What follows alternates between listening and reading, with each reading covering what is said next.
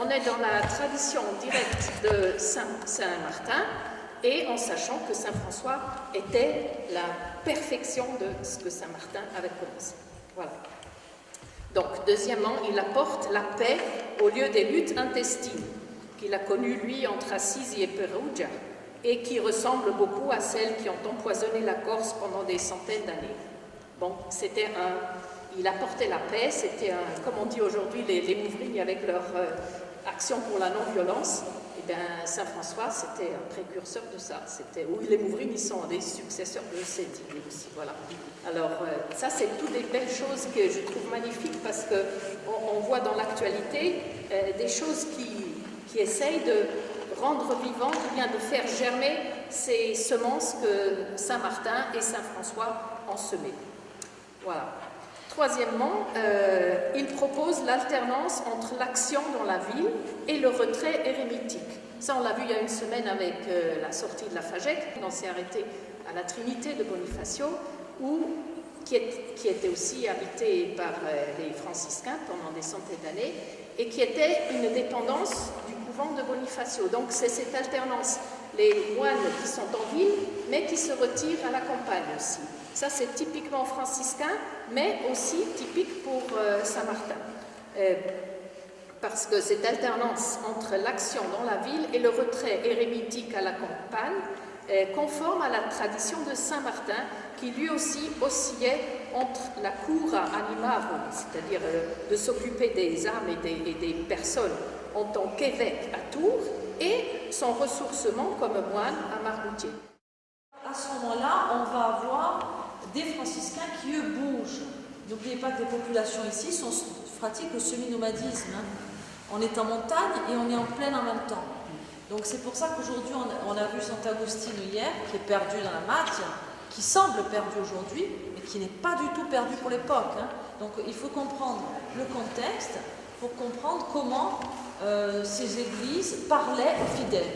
Parce qu'on parle d'un langage. Le fidèle est complètement, est presque redevenu païen, et il faut absolument lui donner les textes de la Bible, de l'Ancien Testament, par la pierre. Les franciscains vont faire autre chose, c'est-à-dire ils sont issus justement de cette culture de l'Ombrie, où l'on a commencé à évoluer dans la peinture, et vont peindre la pastorale qui va être en quelque sorte un livre ouvert pour ces populations du rural. Et les franciscains vont mettre en scène le Christ. C'est pour ça que dans les fresques que l'on a en Corse, on a toujours, au-delà de l'aspect de la construction de la fresque, qui est quelque chose de très très technique, il va y avoir toujours cette position christocentrique.